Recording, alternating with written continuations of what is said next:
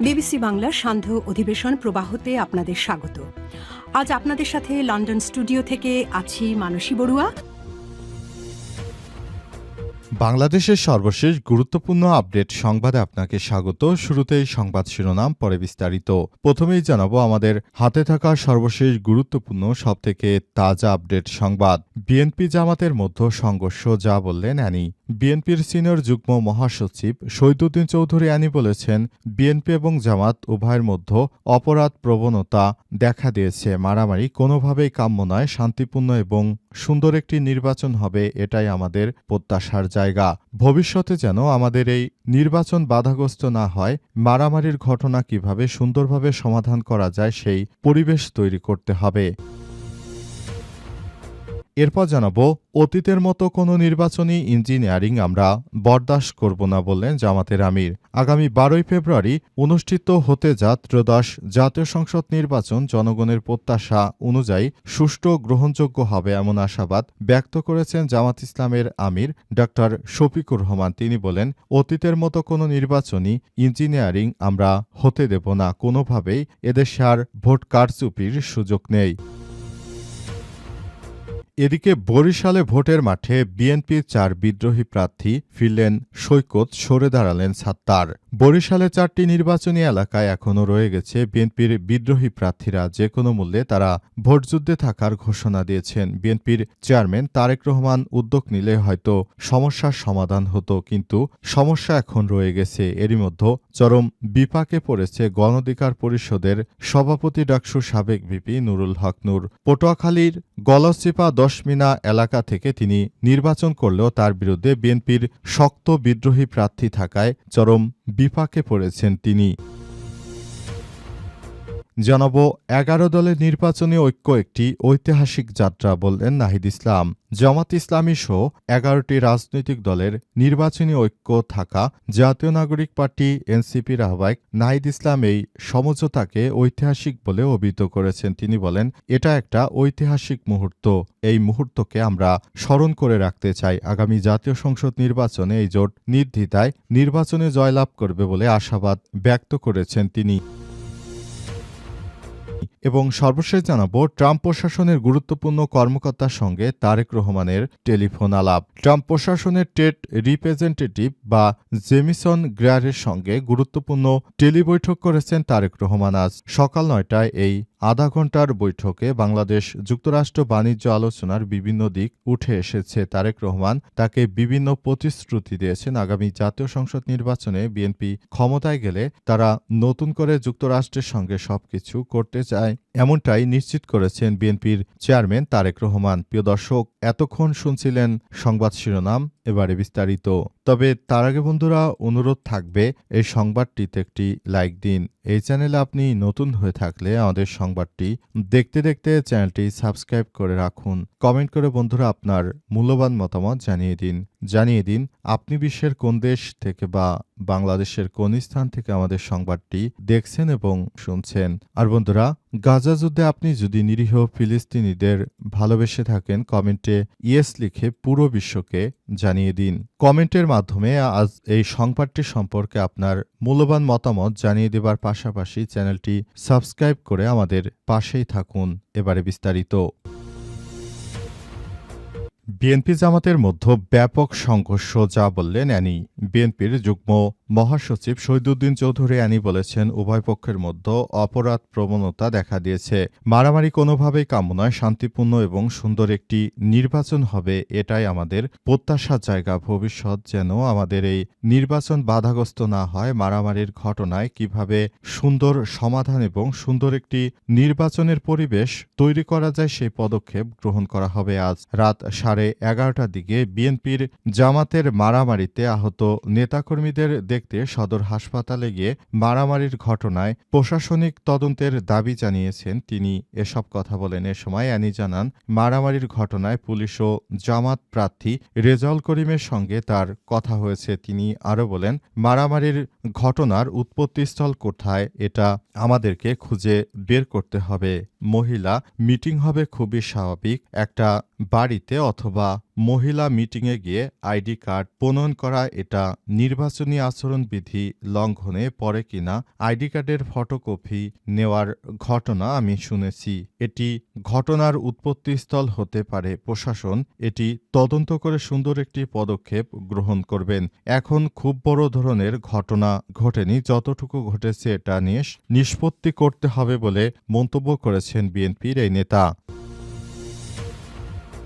অতীতের মতো কোনো নির্বাচনী ইঞ্জিনিয়ারিং আমরা বরদাস্ত করব না, বললেন জামাতের আমির।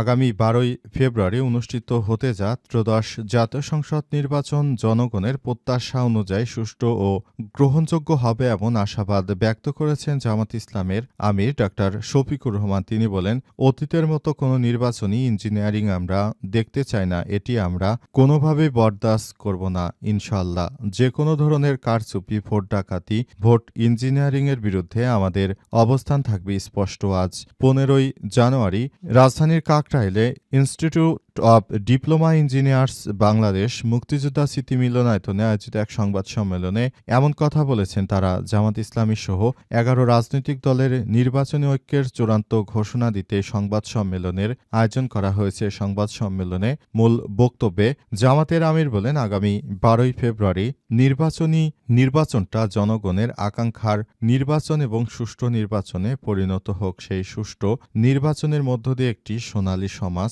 বিনির্মাণে নতুন অধ্যায় রচনা করা হোক। দেশের যে যুব সমাজ তিনটা নির্বাচন ভোট দেওয়ার বয়স হওয়া সত্ত্বেও একটা ভোটও দিতে পারেনি, তাদের ভোট নিশ্চিত করতে চান বলে উল্লেখ করে জামাতের আমির যুব সমাজের উদ্দেশ্যে তিনি আরও বলেছেন, তোমাদের ভোট তোমরা দেওয়ার জন্য ঘর থেকে বের হয়ে আসবা এবং তোমাদের ভোটের হিসাব তোমরা ঘরে ফিরবা। আমরা তোমাদের সঙ্গে থাকবো ইনশাআল্লাহ। 54 বছরের রাজনীতি ঘুণে ধরা অবস্থা থেকে জাতির মুক্তির আকাঙ্ক্ষা পূরণের জন্য 11টি দল একত্র হয়েছে বলে দাবি করেন শফিকুল রহমান। তিনি আরও বলেন, আমরা এই পুরনো রাজনীতিটা আর চাই না। এই রাজনীতি ফ্যাসিবাদ হয়ে জাতির ঘাড়ে চেপে বসে আছে। আমরা একেবারে নতুন ধরনের রাজনীতি নিয়ে মাঠে নামতে চাই বলে জানিয়েছেন তিনি। বরিশালে ভোটের মাঠে বিএনপির 4 বিদ্রোহী প্রার্থী ফিরলেন, সৈকত সরে দাঁড়ালেন সাত্তার। বরিশাল 4টি নির্বাচনী এলাকায় এখনও রয়ে গেছে বিএনপির বিদ্রোহী প্রার্থীরা। যে কোনো মূল্যে ভোটযুদ্ধে থাকার ঘোষণা তাদের। বিএনপির চেয়ারম্যান তারেক রহমান উদ্যোগ নিলেই হয়তো সমস্যার সমাধান হবে বলে ধারণা দুই প্রার্থী ঘনিষ্ঠজনদের। এই 4 প্রভাবশালী নেতার স্থানীয় পর্যায়ে শক্তিশালী সমর্থন থাকায় শেষ পর্যন্ত তারা ভোটযুদ্ধে থাকলে শঙ্কায় পড়তে পারে ধানের শীষ, এমনটাই বলছে ভোটার ও দলের নেতাকর্মীরা।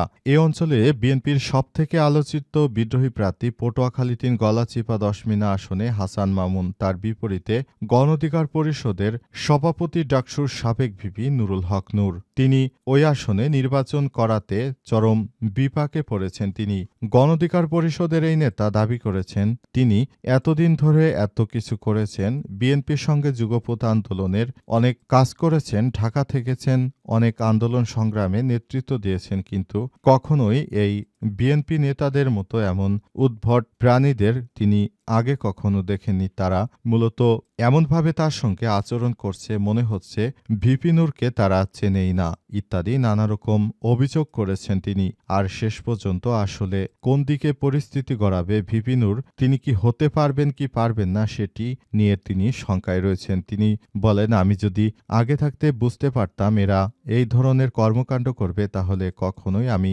তাদের সঙ্গে এই আসনে নির্বাচনে দাঁড়াতাম না। আমি ঢাকা থেকে কোনো একটি আসনে দাঁড়ানোর চেষ্টা করতাম বলে দাবি করেছেন গণ অধিকার পরিষদের সাধারণ সম্পাদক ভিপি নূর। এছাড়াও ভিপি নূরের দলের রাশেদ সহ আরও বেশ কয়েকজন তারা তাদের নিজস্ব দল গণ অধিকার পরিষদ ত্যাগ করে তারপর বিএনপিতে যোগ দিয়েছেন। এই ঘটনার পর পরিস্থিতি একরকম সংকটজনক অবস্থায় পড়ে গেছেন গণ অধিকার পরিষদের সভাপতি ডাকসুর সাবেক ভিপি নুরুল হক নূর। কারণ তার কথা, এখন কোনো বিএনপির নেতাকর্মীরা মূলত কোনো জনসভায় আসছে না, তারা বিদ্রোহীর প্রার্থীর হয়ে তারা মাঠে নেমেছে এবং কাজ করার চেষ্টা করছে। 11 দলের নির্বাচনী ঐক্য একটি ঐতিহাসিক যাত্রা, বললেন নাহিদ ইসলাম।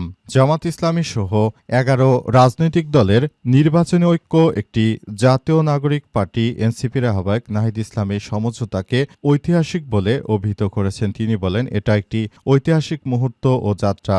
এটি যেমন একটি নির্বাচনী সমঝোতা, তেমনি এটি রাজনৈতিক গুরুত্ব ও অত্যন্ত গভীর বলে জানানো হয়েছে। রাতে রাজধানীর Kakrail institution of diploma engineers Bangladesh মুক্তিযুদ্ধ স্মৃতি মিলনায়তনে আয়োজিত এক সংবাদ সম্মেলনে তিনি এমন কথা বলেছেন। জামাতসহ ১১ দলের নির্বাচনী ঐক্যের চূড়ান্ত ঘোষণা করতে গিয়ে নাহিদ ইসলাম এসব কথা জানিয়েছেন। নাহিদ ইসলামকে মোট ৩০টি আসন দেওয়া হয়েছে জামাত ইসলামের পক্ষ থেকে। এই ৩০টি আসনে জামাত ইসলাম কোনো প্রার্থী দেবে না বলে জানানো হয়েছে এবং এই প্রার্থী না দেওয়ার মধ্য দিয়ে মূলত জামাত ইসলাম এবং এনসিপির মধ্য দিয়ে যে ভয়াবহ পরিস্থিতি তৈরি করা হয়েছিল দেশে একটি নির্বাচনী আসন সমঝোতা নিয়ে, সেই পরিস্থিতি থেকে তারা বের হয়ে আসতে পেরেছে। তারা নতুন করে সবকিছু দেখভাল করছে এবং নতুন করে সবকিছু তৈরি করার মধ্যে দিয়ে বাংলাদেশটাকে একটা ভালো অবস্থানে নিয়ে যেতে পারবে এমন প্রত্যাশা ব্যক্ত করেছেন নাহিদ ইসলাম। তিনি বলেন, ১১ দলের যে আসন সমঝোতার বিষয়টি রয়েছে, এই বিষয়গুলো আমরা খুবই গুরুত্ব সহকারে দেখছি এবং মনে করি এবারের জাতীয় সংসদ নির্বাচনে আমরা ভালো কোনো কিছু অর্জন করতে পারবো। পুরো বাংলাদেশের মানুষ আমাদের দিকে তাকিয়ে আছে বলে জানিয়েছেন নাহিদ ইসলাম।